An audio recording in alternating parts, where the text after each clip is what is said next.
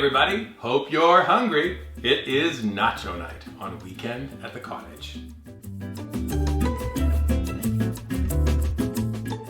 Welcome to Weekend at the Cottage. I'm Nick Manojlovic. Before I share this delicious and awesome recipe for oven-baked nachos, I want to invite you to head to our website, weekendatthecottage.com. When you're visiting our website, please subscribe to it. Second thing, you're probably watching this video on our YouTube channel, and if you are, please subscribe to our channel as well. Also, drop us a few comments, give us a thumbs up if you like this video, and then click the bell button for notifications. Last thing, we'd love if you share the pictures of the time you spend with your friends and family. Just use hashtag #WeekendAtTheCottage when you post them on your favorite socials, like Pinterest, Instagram, Facebook, and Twitter. Now, I truly believe this is awesome and delicious for a couple of reasons, but the most important thing is that this really works whenever you need to feed a hungry crowd. The recipe begins with us going to the stove and oven. We're going to turn the oven on to 350 degrees to preheat.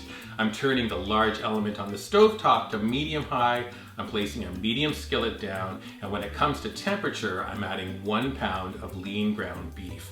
I'm going to break it up as it cooks, and right when it starts to lose its pinkness, we're going to add 3 tablespoons of taco seasoning. Stir the seasoning into the meat mixture. I'll let it cook for about an additional minute, and then I like to place it into a paper towel lined strainer just to remove the excess fat. Let your meat cool completely. Now I'm going to jump ahead to the end, and I'm going to make the garnishes we're going to use. I'm taking half a cup of sour cream, the juice from 2 limes. This is going to thin out the sour cream. All you need is a little bit of kosher salt. Stir, taste, add a little bit more salt if you need. I'm then going to transfer this sour cream sauce into a squeezy bottle. I have links at our store at weekendatthecottage.com if you want to purchase one, but this is a great device for doing garnishes. The garnish will be chopped avocado, chopped cilantro, and then the sour cream sauce. Meat's done, garnish is ready. Now it's time to assemble our nachos. I have a bunch of different vegetables I'll be adding in, but I want to talk first of all about the process. You could make these on a sheet pan where they'd be flat. I wanted to do a whole tower of nachos, so I'm using a springform pan. We use this traditionally for a cheesecake, where you clip this open and this comes off and you have the base to your dessert. In this case, I'm going to be taking this off to do a tower of nachos. It's going to be quite amazing. So I'm placing the springform down on the counter, and then I'm adding a collar of parchment to give this even more height. I have tortilla chips. We're going to place a layer down on the bottom of the springform, and now we start adding our favorite colorful and flavorful toppings. I'm going to add a handful of our cooked seasoned beef. I grilled off 2 cobs of corn. I then sliced the kernels off of the cob. I'm adding a little bit of corn.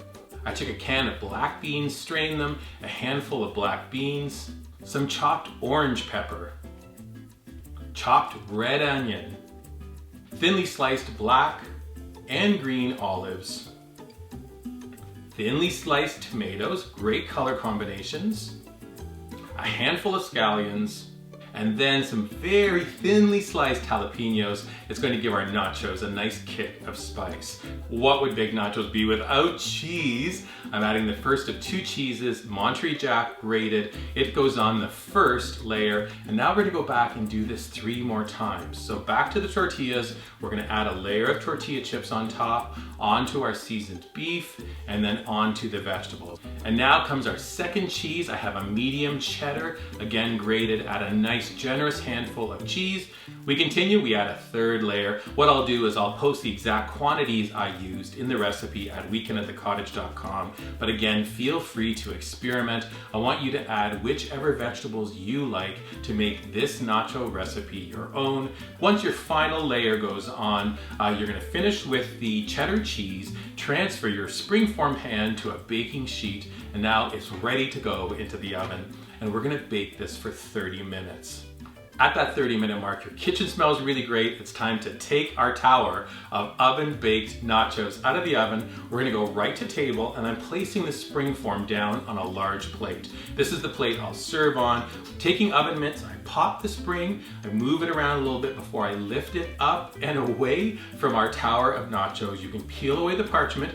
Sometimes the ingredients start to kind of cascade down, which is okay. Last thing you need to do is add our garnish. I'm going to add a couple of little little sprinkles of avocado, and then some chopped cilantro. Shake up your squeezy bottle, and then just go back and forth with your sour cream sauce.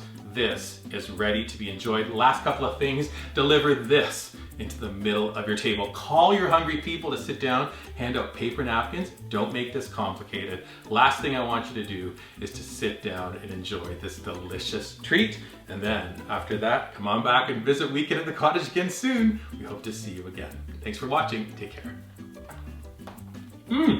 Very good. Who's hungry? Come on, girl.